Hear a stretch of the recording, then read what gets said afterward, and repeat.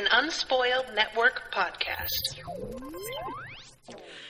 This is Spoil Me, covering One Piece. Episodes 588, 589, and 591. We are skipping 590, which is apparently some kind of crossover with Dragon Ball, which I am tempted to watch. Let's see. The titles: Meeting Again After 2 Years, Luffy and Law, The Worst in the World, A Scientist of Terror, Caesar, and Chopper's Fury, The Master's Inhumane Experiment. In these episodes, well, we find out that indeed it seems like Caesar is a bad man, and I'm disappointed in you, Trafalgar Law. What are you doing here, buddy? What is this? Welcome to Spoil Me.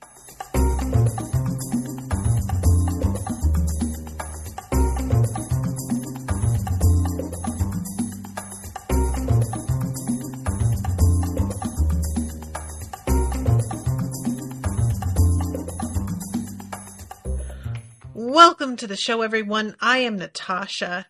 Thank you very much to Florian for commissioning this episode.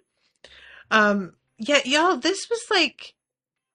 So, okay, I've already talked about how upset and disturbing I find any sort of like medical experimentation storylines. And we are definitely going more into that territory than we did with Moria. Moria, this same issue that I have with this type of thing did come up, but it was so much more like fantastical, and the whole method was really very almost PG because there's so little bloodshed and there's so little, like, it seems, genuine suffering happening. It's more like the outcome of having your shadow taken. That's the really bad part, but what you are put through in the meantime, it didn't seem as like grim or gruesome as I was worried that it might be. However, I feel like what we didn't have in that storyline is what we are getting in this one. You guys, and I don't think I'm alone in this. I am always made very uncomfortable when I remember how much control chemicals have over my entire state of being. There is a story that got made into like a short Netflix movie, and I can't remember if it was Spider Island, something like that. It doesn't matter, but it had, I think, Chris Evans, weirdly, in the lead role. And a major part of the storyline is this sort of experimentation of giving people through an intravenous drip drugs that dramatically change their emotional state.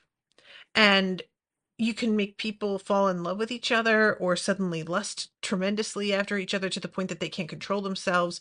You can make people suddenly incredibly violent towards one another or fearful or whatever. And this person is testing out all of these drugs, and the people who are here have signed up for this experimentation. So it felt a little bit different to me, but nevertheless, it seems pretty clear that nobody was predicting it be as strong a change as it turns out to be.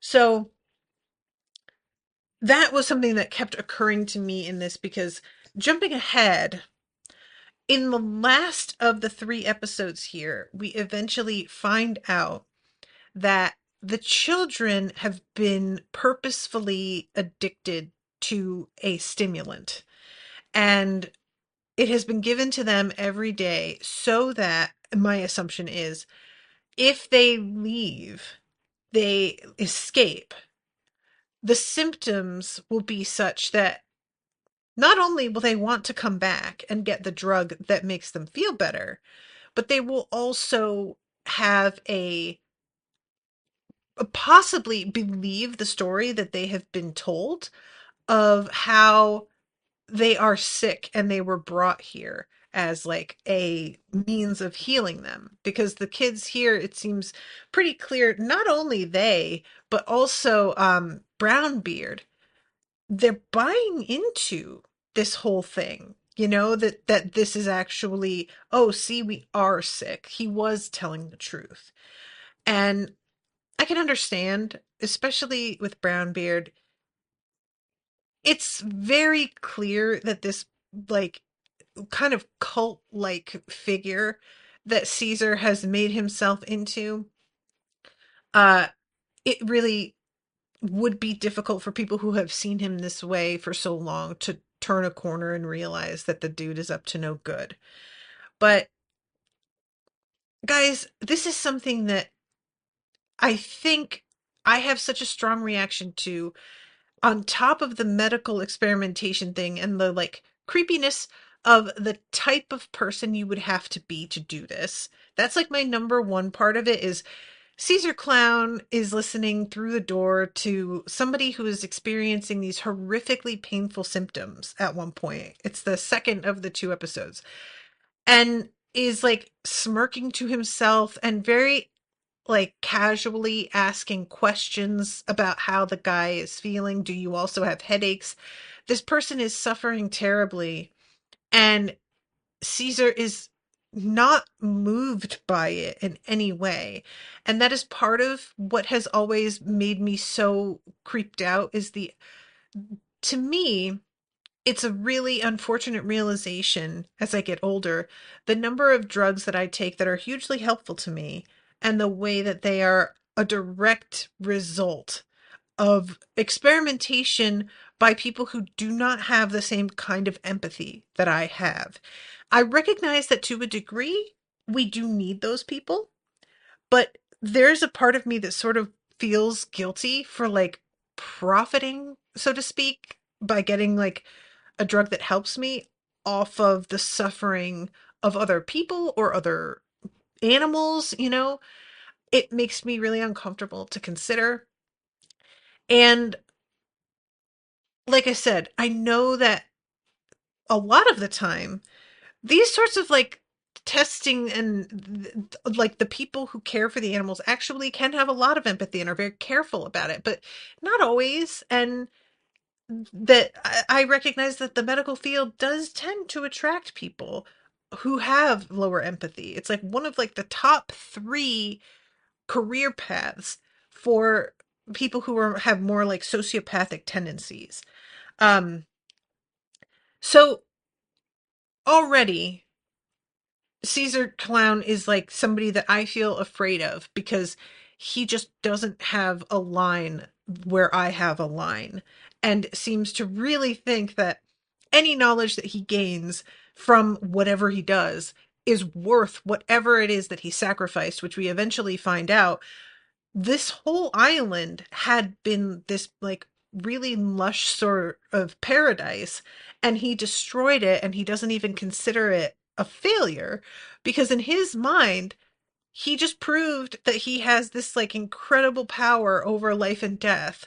So actually it was a success of another kind. And that is my number one thing with this medical stuff, is why it creeps me out, is like the people who do this sort of thing, it's not even necessarily that they are bad people, although I think in Caesar Clown's case he is a bad person.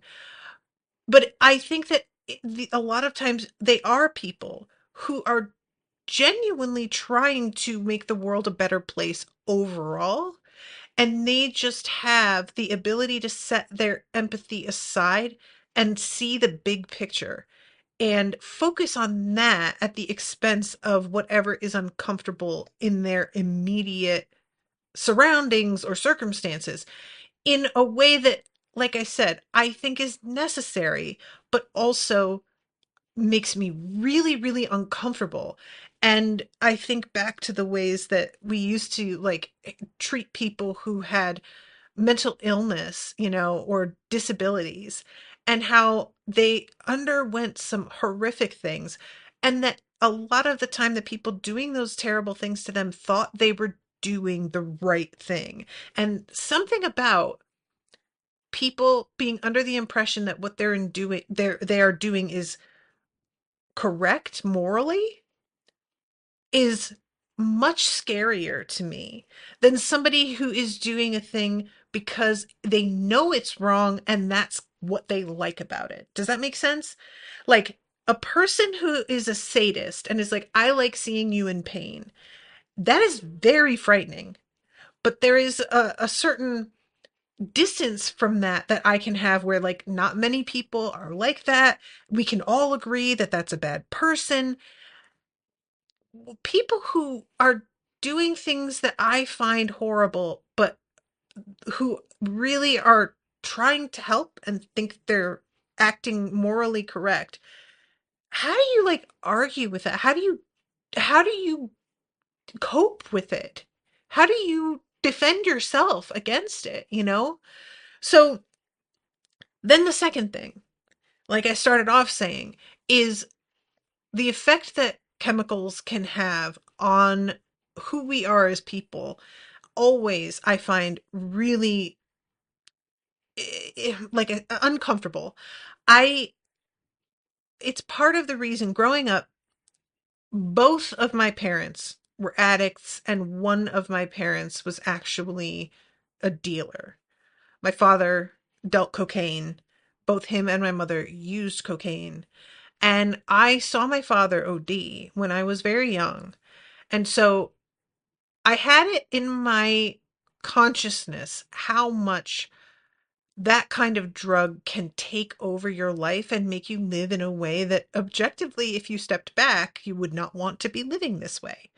But that there comes a point where you don't have control over that anymore. So it took me a long time to ever even just try weed. And that's the only type of drug beyond, like, antidepressants or birth control that I have ever tried is, like, edible marijuana and CBD and Delta 9 and that sort of thing. I've never tried any harder drug than that because I'm still so afraid of it. But what resulted was that I decided instead that I would medicate myself with food because that felt safer to me. And ultimately, I still wound up in a position where my health was imperiled and where I was on a path that I didn't like, that if I stepped back and looked at it, I would be like, I don't want to be here at all. And still felt like I had no control over myself. I just didn't foresee that that could happen with food the same way. So, joke's on me. But the concept of drugs being like the kids are being put in a place where they have just been rescued and they are, by the end of the third episode, attacking their rescuers because they are so driven by the need for this drug. It feels really extreme in the moment because they, of course, have like a super strength that goes along with this sort of breakdown that they have. But also, this is with certain drugs, especially heroin, crack, what happens? It changes who you are as a person in such a fundamental way that even once you get clean, you aren't ever really the same person again. And I find it so upsetting that this is something that we have put out into the world, and also really frustrating when I run across people who do not have empathy for folks who struggle with drug addiction. I completely understand that there is a line that we all have to draw when you have family or friends who are struggling with addiction in such a way that it is affecting your life and they are dragging you down with them. I fully support cutting somebody off if you feel like you need to for your safety and sanity. I'm not trying to say that that is an inappropriate response, but that's not really what I'm talking about. I'm talking about people who have contempt for those who struggle with addiction as if they believe they themselves wouldn't act the same way. That if they were in that person's position, they would be more in control of themselves, would have more self-respect or discipline. It's not about self-control beyond maybe the impulse to try the drug for the first time. Once you try something like that, there is a chemical reaction that is unavoidable. And sometimes people will back away and be like, I recognize that this is a bad road and I'm not doing it. I have had a couple friends who did try heroin and were just like, oh, that was too good. I am never doing that again. But that reaction still happened for them. And there is a type of situation, and it's not even necessarily a personality, but it is a circumstance in life that some people don't have a way to get away from. And sometimes a type of pain that they are trying to escape, that folks who get really judgy about addiction don't really seem to understand or have any capacity for empathy regarding. And there, as a child of addicts who eventually cleaned up and they both got sober and it was fine, I know that you can turn things around, but I also have seen how ugly that can get and how dangerous for like anyone in your immediate vicinity that can get. And the struggle that people who go through this kind of addiction have because they don't want to be in this either. So when, for example, at a Thanksgiving dinner with Owen's family, somebody said that they wished this guy had just like left his addict daughter locked in a trunk somewhere and let her die because it would have been better for everybody involved. When I encounter those people, I don't know what to say to them. I sat there and stared at her open mouthed for a moment because I truly, I had no words in that moment to express how disgusted I was. And she tried to make some excuse for herself, and I just looked away and decided I wasn't going to engage at all. I felt I had made my stance on it quite clear, just the way that I looked at her and looked away. And any more would have escalated into quite an argument that we didn't need to have, because some people are just lucky and don't know how unlucky folks who wind up in the throes of an addiction can be. Both of my parents suffered abuse as children, molestation, beating, just all kinds of like horrific violence of different kinds for both of them. It is no surprise that they wound up where they did. And I'm not trying to say that that's a surefire road toward addiction, but it certainly causes a kind of trauma and pain that people try to escape from. It is more likely. And if you grew up without having gone through certain types of battles, you just don't understand the urge to drown yourself so that you don't feel anymore, you know? So I know that this is like a real heavy way to start this episode. I'm just, I found it so upsetting when we eventually get to the point where we're understanding what was done to these children, because it's not that far-fetched. And drugs being used to control people is a tried and true method of evil people. Whether it be the United States government flooding crack cocaine into black communities, which they have admitted they did. That was a purposeful effort to bring down an entire race of people because they knew that drug was what it was, which is almost a perfect storm of self-destruction. Or whether it be human trafficking and abduction and getting people hooked on a drug so that they will continue to let themselves be exploited so that they can continue to get the drug that they need. This is real. And it, in my opinion, is often not treated as the weapon that it is. It's just seen as a moral failing of the person who is addicted. And it's the same feeling as I get when people are blamed for their own poverty. You know, you don't know what a person's life is, what choices they had. And it's very easy to say that you would have made better choices because you had better choices. What did they have? You have no idea, you know? And the there was a book that I covered way back. I covered Parable of the Talents and Parable of the Sower by Octavia Butler.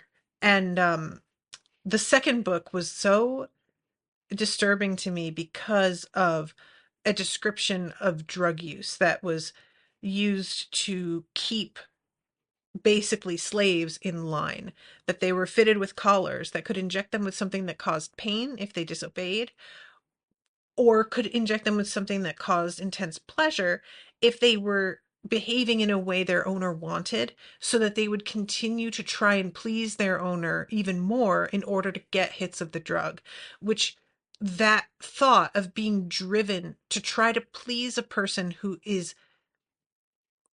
holds that kind of power over me is so repugnant.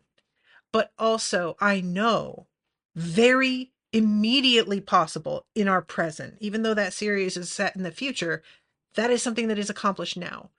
And it's just impossible for me to really divorce what's going on here with what I know has been and is still going on in our real world.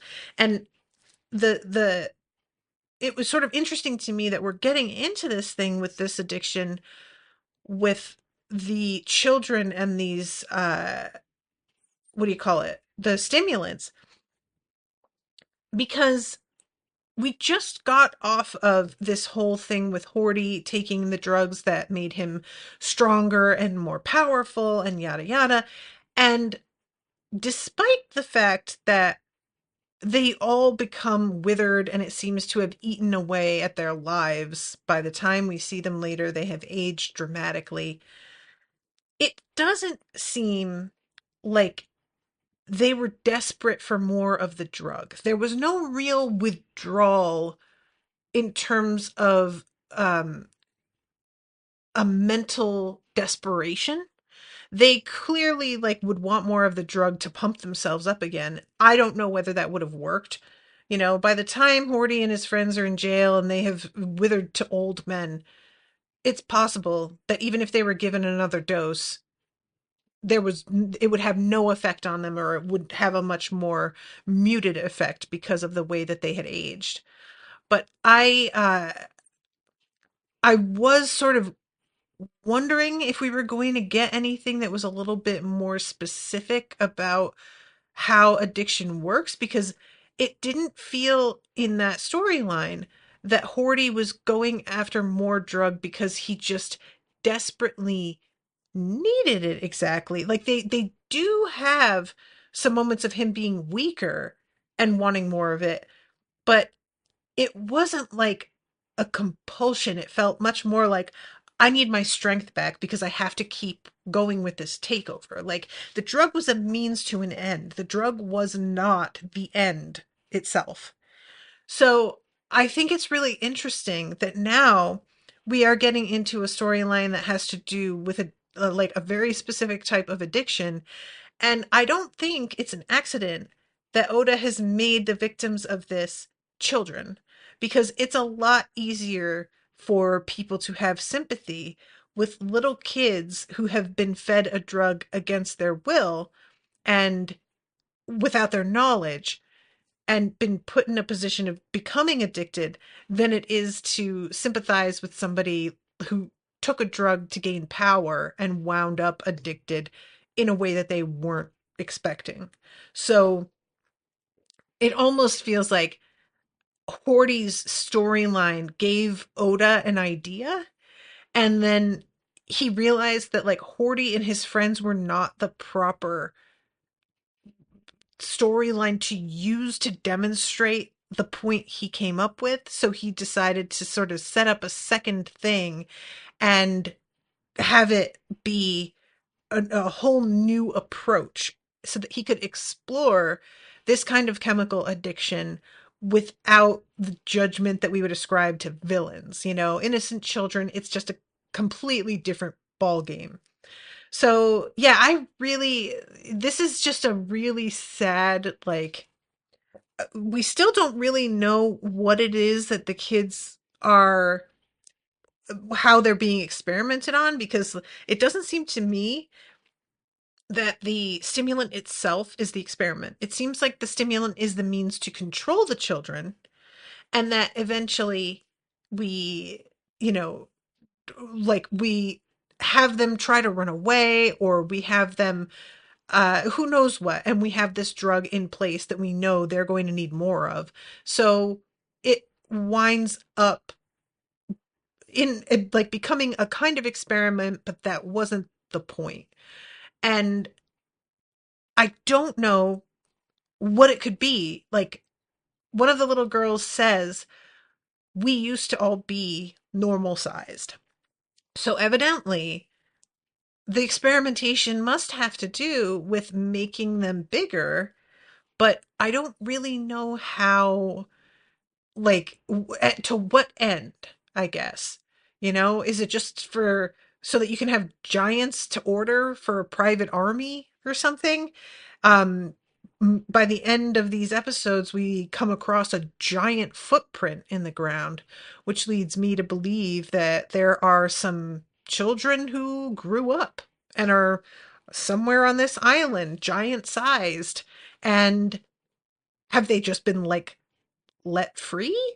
Or was that footprint supposed to be one of the Cool brothers? Because they are meant to be very large, but I don't know how many experiments Caesar has done. So, all right, I'm sorry. I know that, like I said, it was a heavy start to this episode, and I still feel I had to talk about it this way. I just don't know what Oda is going to be doing with this. And it's possible that it's not going anywhere like the place that my mind goes. But, you know, part of the reason that y'all commission things is so that you can hear my reaction and perspective. And I can't ignore the, like, gut visceral response that I have to things like this. It's part of my whole understanding of the world, and so it can't be avoided that I talk about it. Um, I also, like I said earlier in the intro, Trafalgar Law is evidently a part of this, and I had just wanted to think so much better of him, despite the fact that he, like, you know, took a bunch of fucking pirate hearts to become a warlord. I can very much rationalize to myself that probably they were bad men. You know, there are plenty of pirates out there. We've met very few other pirates who are good hearted people like the Straw Hats. Most of them have been very bad. So it's easy for me to just be like, Trafalgar took their hearts because they were all bad, bad men who needed to be punished and whatever. And I now that I have seen what's going on with these children, it's either like he is being lied to. Maybe, like I said last time, the reaction that he has to hearing all of these kids makes me sort of think that he didn't know about the experimentation on children. But if even if he didn't know about that experimentation, I can't help but feel like you have to know, though, that Cesar Clown was experimenting, period. Just because it's not children doesn't make it excusable. I don't know. I really don't know what to make of it.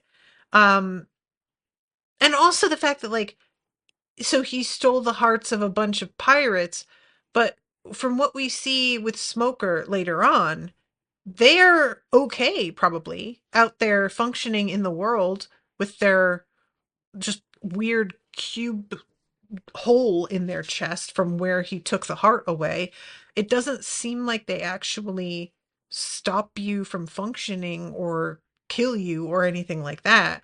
So even without explaining away, oh, all the men that he stole hearts from were bad men, maybe they weren't even that harmed by this. I really don't know. Who can say?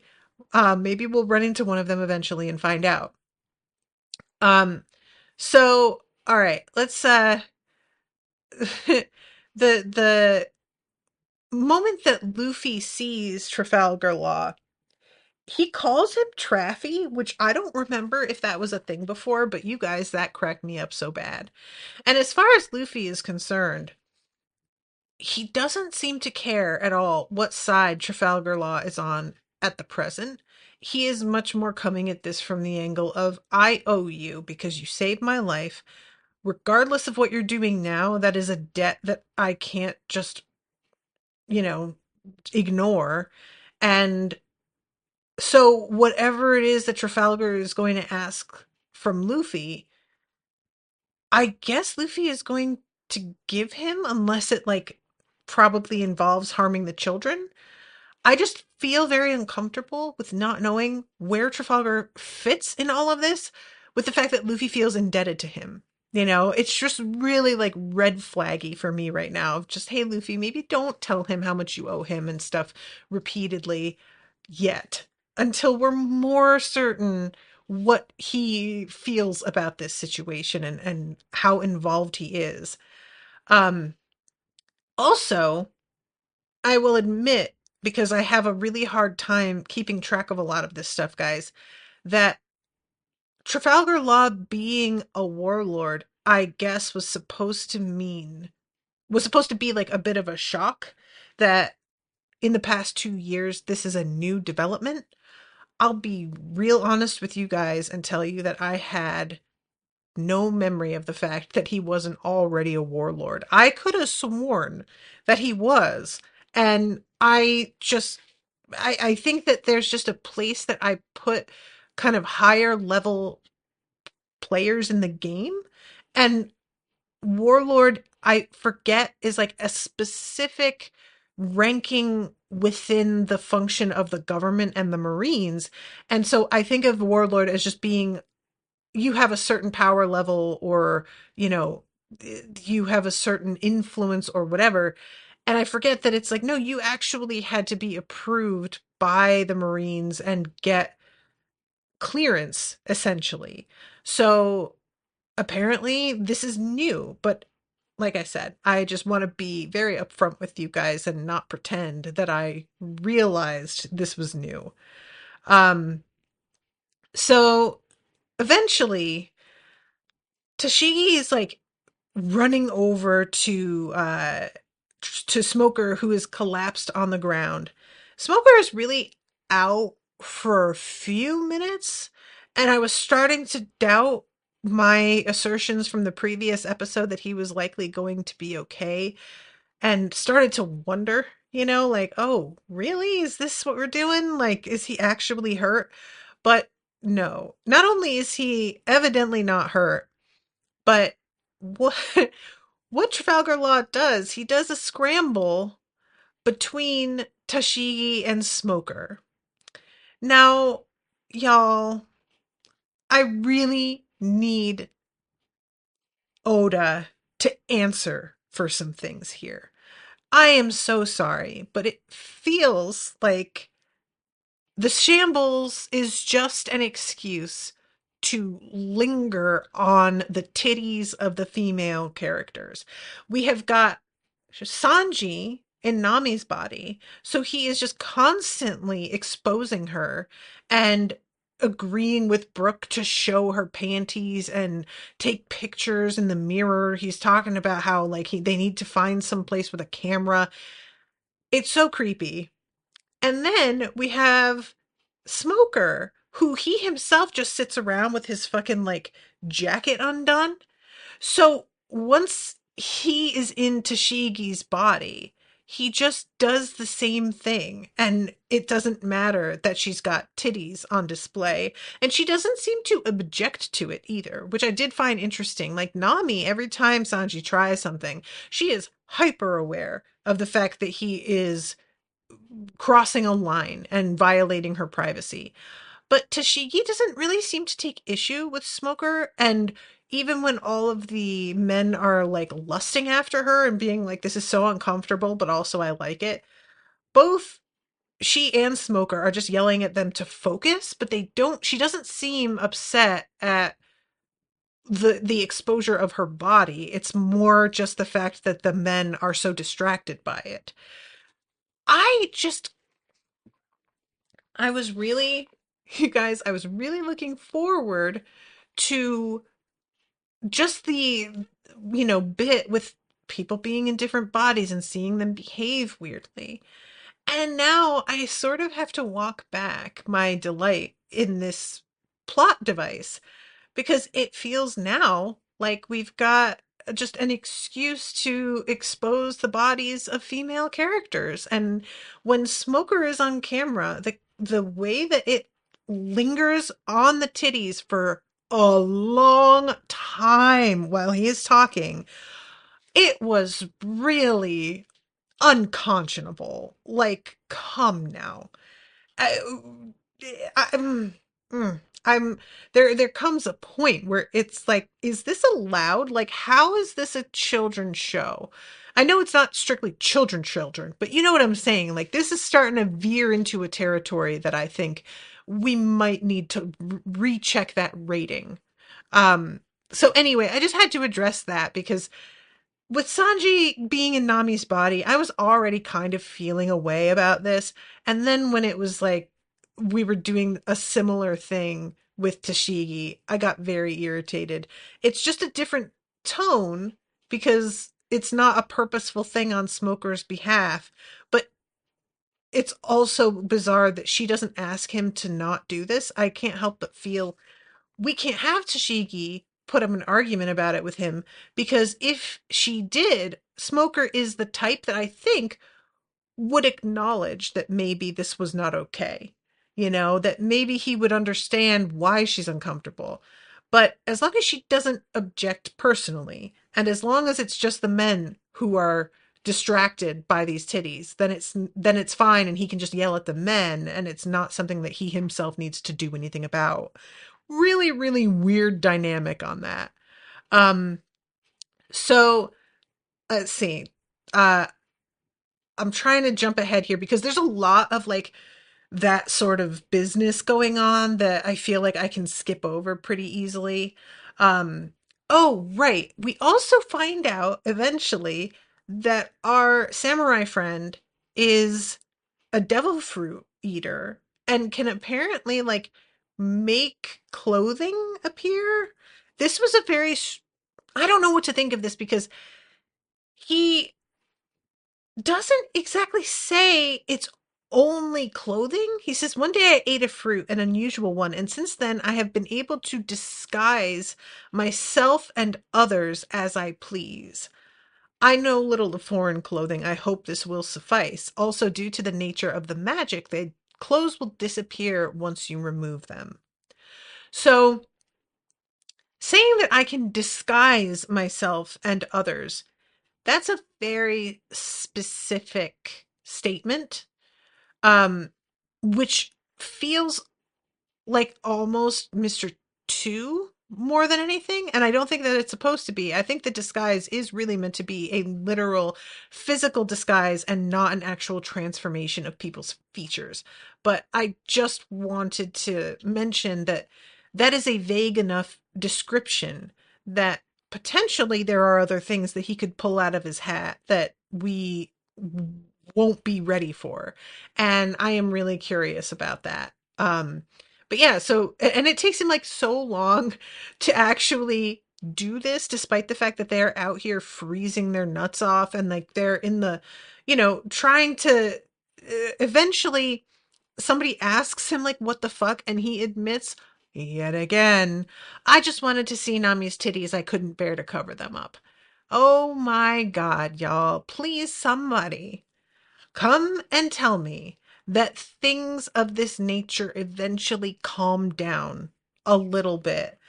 this show has always had a very like male gazy kind of sleazy vibe in this regard, but I feel like the past couple arcs it has been amped up a lot. And I don't like I don't know, maybe it's just me, I don't know, but it feels to me like we are getting a lot more of it than we did. It's a lot more like a main part of the storyline rather than it just being something goofy that Sanji's doing off to the side. Like Sanji's health has been in danger because of it now. It's not just him like drooling over women, it's him literally having blood loss that has to be addressed in the plot because of it. So I'm starting to lose my patience with it. I'm not going to lie to y'all. You know what? I said somebody tell me that this isn't what it's going to be like. I, if you can't tell me that it's going to chill out, I am willing to just accept the warning that this is going to continue. But just give me a heads up on what to expect because I am trying to just like sort of let it wash over me and let it go. And as soon as I get to a point where I feel like I'm starting to let it go, another thing happens. Like two things happen right on top of each other. And I start to be like, Jesus Christ, all over again. Um, but anyway, so let's see, where are we going to jump? Oh, right. Eventually our samurai friend finds his legs because they re-encounter Luffy and he is so happy.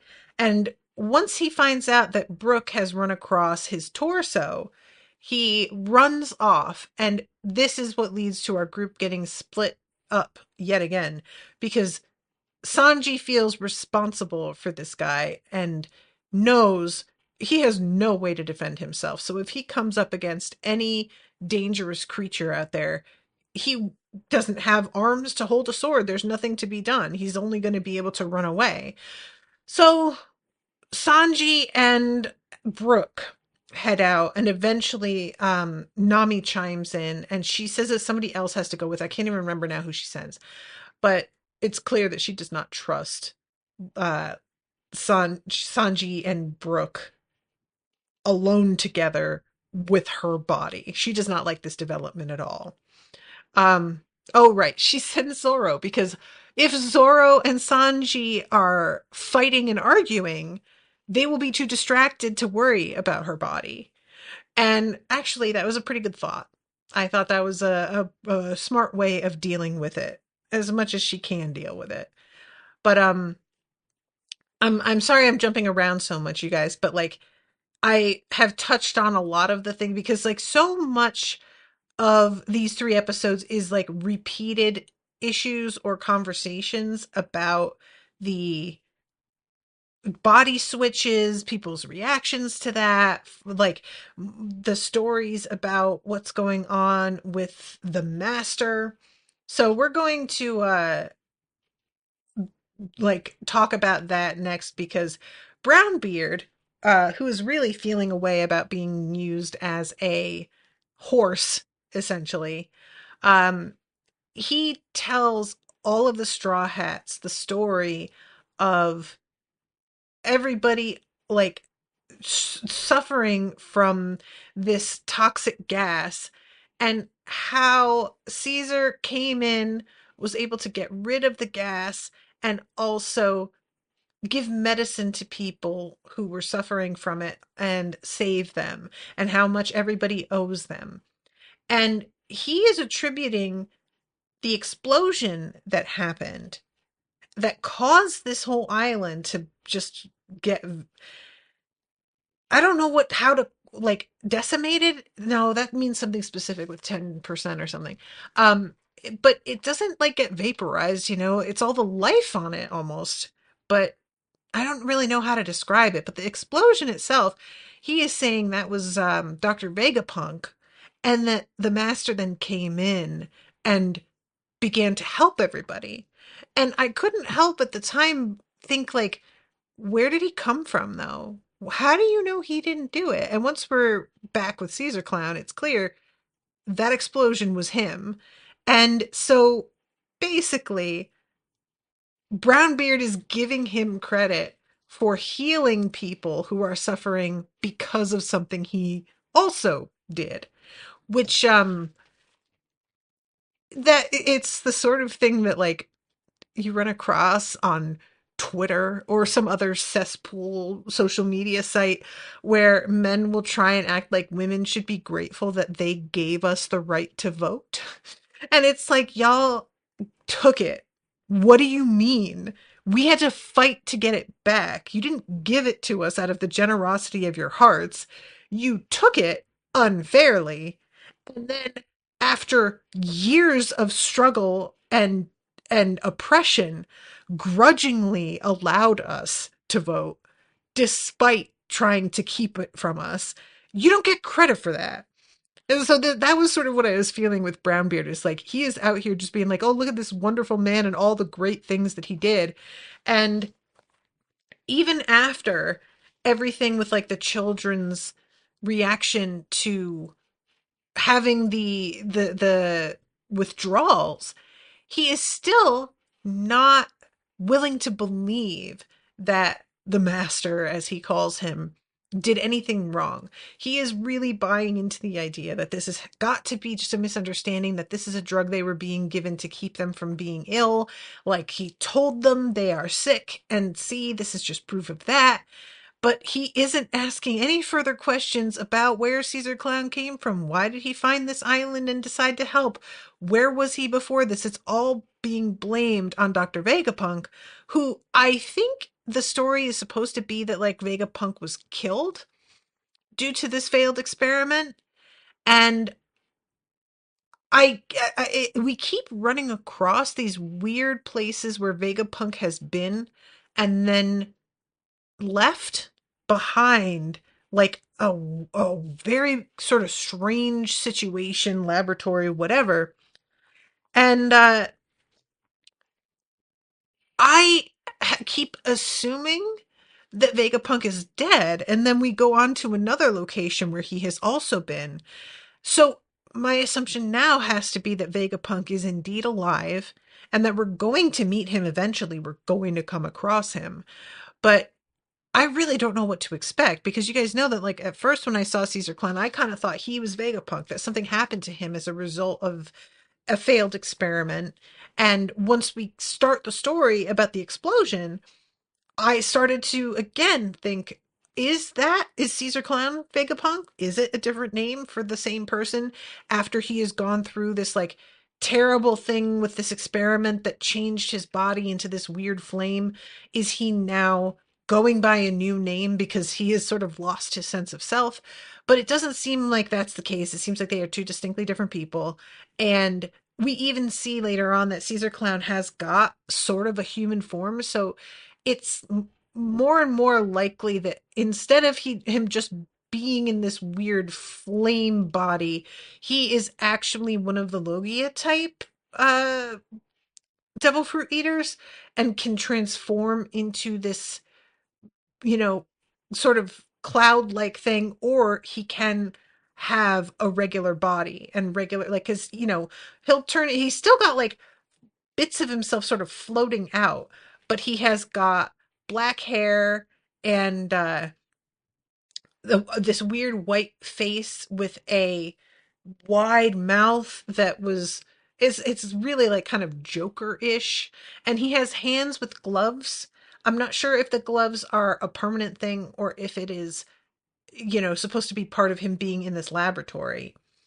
But yeah, we see him here like being asked by one of his people who has come back to him to please help because I'm, feeling really ill after everything that happened with the Straw Hats. And he's like, yeah, yeah, yeah, I'll give you some medicine. Don't worry about it. Um, so this dude takes it and well, he takes it. It seems like the medicine is meant to be a gas, and maybe that's what Vegapunk's not Vegapunk. Caesar Clown's body is made out of, is like poison gas, perhaps. It could just be a result of the experiment gone wrong. We could be doing a sort of like Marvel villain situation. I don't know yet. But the medicine is like locking this guy in this tank, and pumping whatever the gas is in there until the dude is begging to be let out. And he's asking him, like, are you seeing anything weird? And he says that there's a giant snake. And when he says that, Vegapunk, because like, I keep calling him that. I'm sorry, guys. Cesar Clown. He asks, "Are you seeing anything?" with a sort of like vibe of, "I hope you are." Like, I would really like to know what it is that you're seeing. But when he says, "I see a giant snake," Caesar says, "Oh, well, that's too bad. All right, that's enough. Goodbye now." And he just presses this button that shoots all of this like gas up through a chimney on the outside. I couldn't tell if this was him just killing the guy or venting the gas because the experiment didn't work and the guy is still in there alive. I don't really know what is supposed to have happened there. But it seems to me that he wants this gas to induce hallucinations, but that the snake isn't the thing he was going for. And I don't really know what it could be that he wants. Um so anyway, and there's the moment where we have in Tashigi's body, we have Smoker talking about how Vegapunk was the one blamed for the explosion and the chemical weapon. When Caesar Clown's involvement came to light after the explosion, he was arrested, but using his formidable ability, he escaped from a prison ship, and his location has been unknown since. If my suspicions are correct and Caesar is back here on this island conducting experiments, we have to stop him. So evidently, Smoker is aware, and I would like for him to go and inform Brownbeard so that that man can stop worshiping the master as some sort of hero.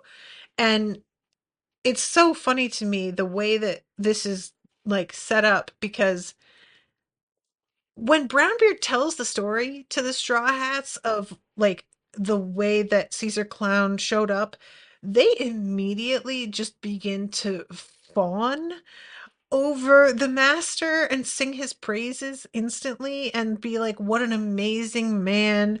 And the fact that they keep calling him the master is so uncomfortable, you guys. I really do not like it. Look, it's very cult like, which y'all know that's gonna make me uncomfortable. Like, the cult stuff is always wild to me. I fully understand how that mindset can be fallen into. I really get it. You know, I love Beyonce in a way that some may argue verges on the cult like.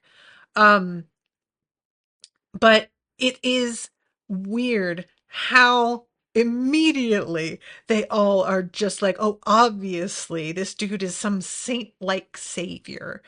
And it makes sense that the people who are doing it are the ones that are the most gullible, like Usopp and Chopper. But I did kind of want, I think actually it's Chopper and maybe Sanji. I think maybe it's Usopp that kind of is like, actually, we don't know enough about this guy. Somebody chimes in and essentially tells them to calm the fuck down. They are getting way too enthusiastic when they don't know the whole story. So it didn't go completely unremarked. But I was sort of laughing because clearly what we were trying to do there was set up that everybody believed the story Brownbeard told, so that once we start to understand the real situation, it would be a totally different energy. And we would see that crack in their faith the same way that we would with Brownbeard. But it just doesn't really totally work for me. Having Brownbeard here is enough. I don't need the Straw Hats to also like drink the Kool-Aid, so to speak. Um, but yeah, so the way that the second episode ends is Caesar Clown saying that like none of the useless idiots in the world government know what they're talking about. A failed experiment. I developed a weapon that killed an entire island. How is that anything but a success? I proved myself the most efficient killer in the world, didn't I? And when he, you know what? I'm realizing he like sort of backs away from the camera at this point, and we see the black hair, and he's got this sort of weird, like, yellow and black stripy. I'm not sure if that's a jumpsuit or if it's like tights with like a tunic over it. He's also got horns, and his robe, for lack of a better word, says gas on it. So I guess it's the gas fruit. I maybe that's what it is. But yeah, he says soon it'll be my day and they'll know I'm the greatest scientist who ever lived. And that is how the second episode of the three ends. While his green bird lady is just over here taking notes, utterly ignoring him, which I found fucking hilarious. She just doesn't pay any mind to him whatsoever. And I kept waiting for her to chime in because he's sort of yelling at her, like the scene starts with him. She says that this experiment he just did with this guy was another failure. And he's like, how dare you? So I kind of thought she would eventually be like, well, you know what I meant, or even sort of be like, I'm so sorry to have offended you. Of course, you're the best, like whatever. But instead, it's just her continuing as if he kind of does this sort of like flamboyant drama queen posturing every day, a few times a day. And she has gotten so used to it that she barely hears it anymore. Like she has learned to completely tune him out. And I think that is very funny and almost makes me want her to be like our main villain and not him, because it is too, like, the idea that he really fancies himself the genius, and maybe she's the one that's like the brains behind the operation. I would be fully willing to buy into that notion. She seems a little bit more in control of herself. That's all I'm saying. This guy is unhinged, clearly. um so, all right, let's jump into the third episode. And I've talked about most of this already, so I'm not too worried because I'm out of time. But most of the stuff that we have, that I've talked about, the only thing that we eventually get into is that Frankie in Chopper's body transforms without intending to. So there's a whole thing where he's just like this big fur ball that the kids are rolling around. And then the samurai having run off and them having to figure out what they're going to do about the fact that he can't defend himself after he has helped them. And then we start to get into the kids suddenly taking ill and beginning to collapse, and the description of the candy and how they would get it at the same time every day. And Chopper manages to take a test of their sweat and finds trace elements of this, like, this not steroid, stimulant. um so there was something about this that I wanted to mention. Oh my God, I forgot about Robin, because Frankie keeps talking out of Chopper's body, and Robin at one point is just like, please do not speak. Do not speak again, because you are freaking me the fuck out. And I did think that was very funny. But yeah, so this kid, the one who first started to go into withdrawals, when Luffy tells him, because at first Luffy is like, you need that candy, I'll go get it for you. And Chopper has to come in and be like, dude, no, you can't go and get that, it's going to make everything worse. They have to learn to live without it. We have to, like, let them detox, essentially. The kid tells Luffy, like, you fucking told me you would go and get it. And he starts to change. His face gets really red. His eyes start to get bloodshot. And he gets the strength and just throws Luffy into, like, a cliff wall. And he picks up a pipe and begins throwing it. Like, he begins to really kind of lose it. And eventually, all of the kids start to have a tantrum. Like, I don't really even know what to call it, because they are going into withdrawals, but it's also very violent, with which withdrawals, I guess they can be, but that's not the typical reaction that you hear about. Usually it's sort of disabling. Um, and eventually Usopp pulls out a sort of for his, what do you call it, the slingshot, he pulls out something that sends all of the kids to sleep, so that for now they are going to be able to detox while they are unconscious. And like Chopper is really, really upset over the fact that this was done to these fucking children. Chopper, by the way, is still in Sanji's body. But Chopper says, we have got to do something. These kids want to go home. Like, we have to figure out a way to get them out of here. And Luffy is like, well, we have to just put them on the ship and get them home. And Chopper is saying, like, we can't just waltz out of here. That's not how this is going to work. And Robin points out, we don't actually know what could happen if they don't get more of that drug. Like, we have got to track down whoever is responsible for this, because taking them away actually could wind up being really dangerous for them, which was a good point.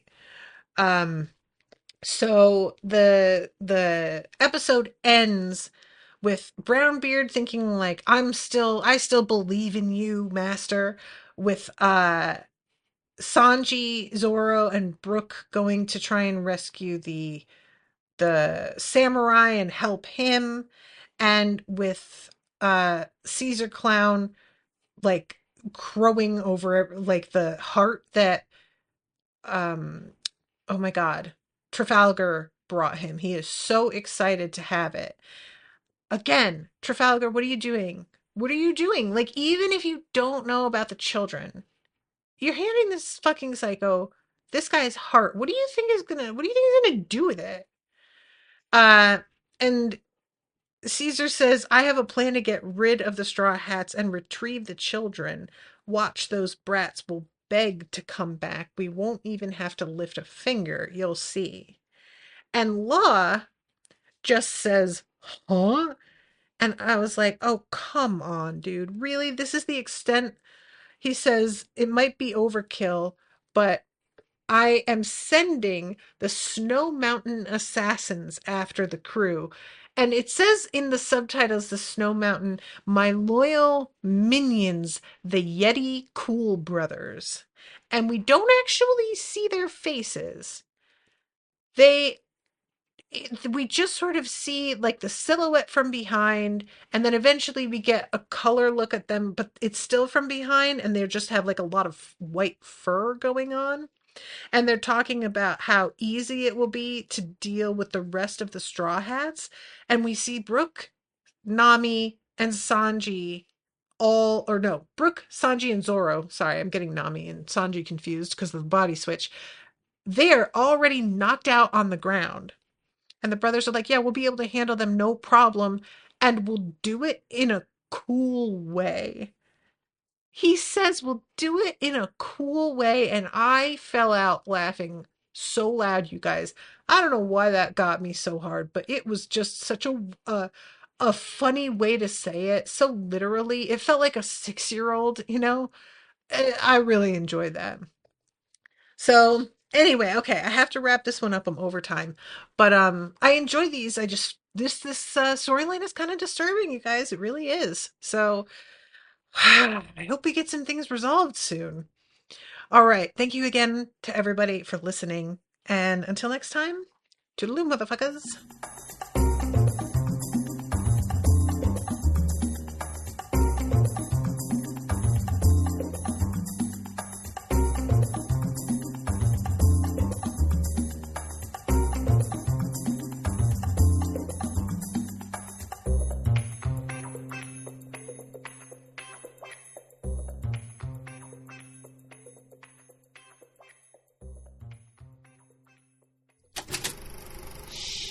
That was an Unspoiled Network podcast.